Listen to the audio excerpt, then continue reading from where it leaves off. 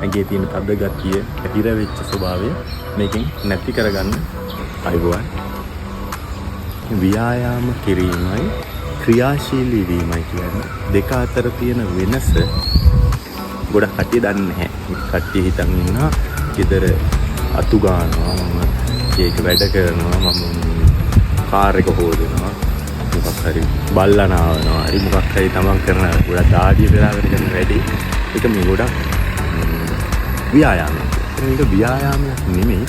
ඒක ගොඩක් වෙලාවට තමන්ගේ ඇඟ ක්‍රියාශීලීව කටයුතු කිරීමක් තමයි එතනදී සිද්ධ වෙන්නේ.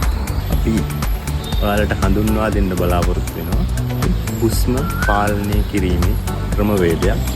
ගෙදරදීම තමන්ට කරන්න පුළුවන් එකක්. හරිම ලේසි ව්‍යායාම. බගොඩ ඉඳගෙන ඉන්න කෙනෙක් නම්, ඉඳගෙන රැකියාව කරන කෙනෙක් නම්, ඉඳගෙන රැකියාව කරද්දී ගොඩක් පුදු වෙලා නම් ඉන්නේ. දවස් දෙපාරක් මේක කරන්න කියලා මම ඔයාලට යෝජනා කරනවා. මේ ව්‍යායාම කරද්දී මතක තියාගන්න ඕන ප්‍රධාන කාරණා කිහිපයක් තියෙනවා. පළවෙනි එක තමයි හුස්ම ගන්න ඕන නහයෙන් අට වහගෙන හුස්ම ගන්න ඕනේ නහයෙන්. හුස්ම පිට කරන්න ඕනේ කටින් නහයෙන් නෙමෙයි. හුස්ම පිට කරන්න උත්සාහ කරන්න තමන්ගේ කටින්. ඒක තමයි මේ ව්‍යායාමය කරද්දී ඔයා ફોකස් කරන්න ඕන දේ.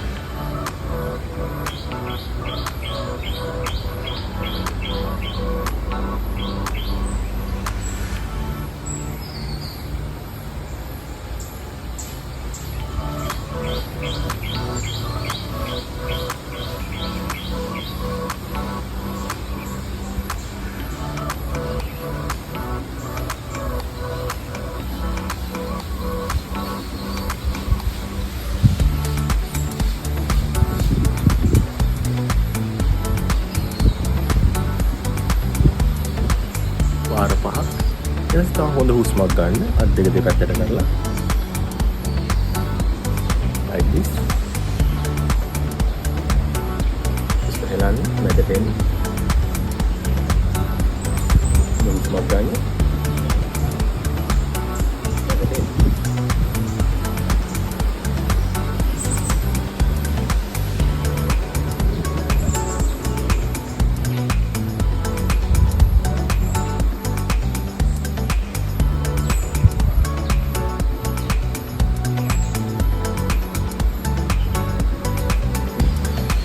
තමන්ගේ දකුණු අත තියාගන්න තමන්ගේ බඩේ, අනිත් අත තියාගන්න තමන්ගේ පපුව.